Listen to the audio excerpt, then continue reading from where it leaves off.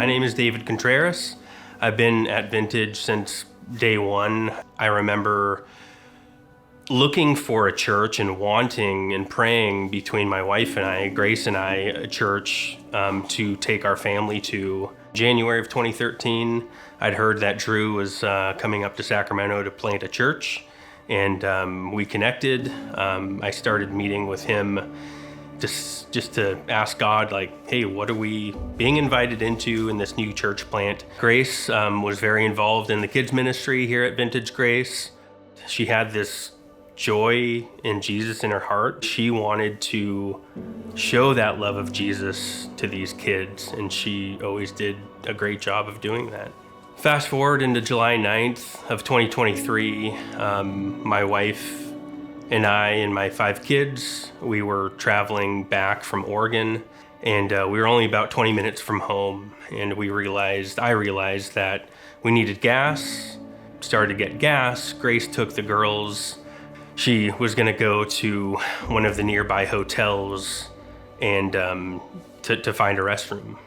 The older 3 are still in the van. We're kind of talking, and we hear screeching of tires, and all 3 of us turn and look and see the car crash into Grace and the girls.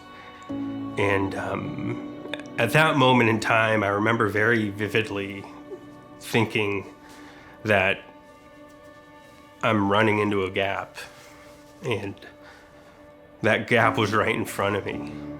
Seeing Grace, Rosalie, and Susanna on the ground, going to Grace and checking for a pulse when I couldn't find, and didn't feel one on Susanna either, and finally going to Rosalie, and Rosalie actually had a pretty strong pulse.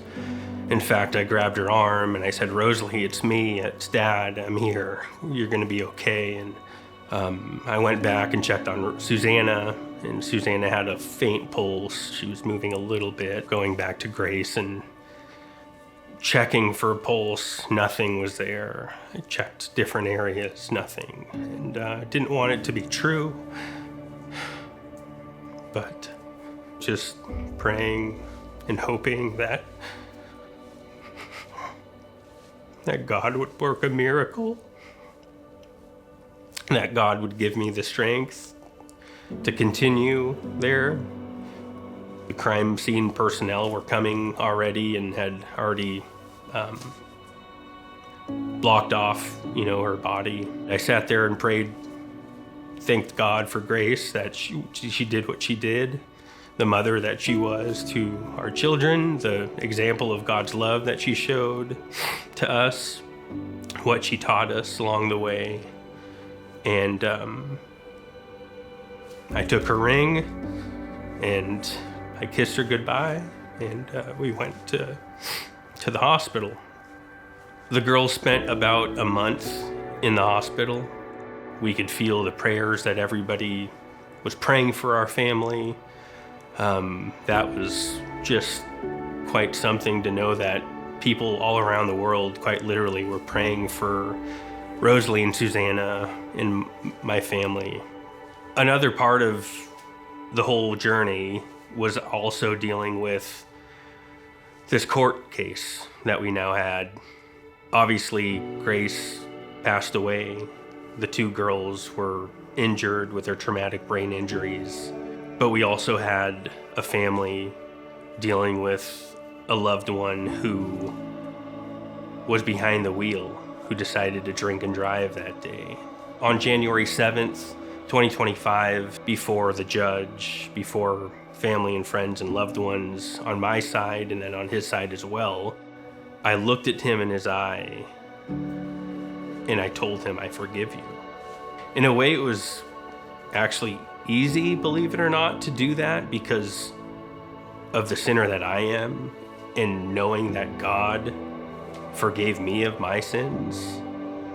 The power of the resurrection really reframes our pain, my pain. The same power that raised Jesus from the grave is the same power that put Grace by his side in heaven, and the same power that gives us the strength to make it through tragedies that we've endured, to make it through battling cancer, job loss, whatever it might be in our lives. Looking back at the almost 2 years since Grace has passed away, I look back and see God's fingerprints on everything. I look back and see her love radiate every day through my children. And I know that God's been working in ways in communities, members' lives, in church members' lives, in friends and families' lives. Maybe I will never know the extent of that, but I know God has been working because Grace was here.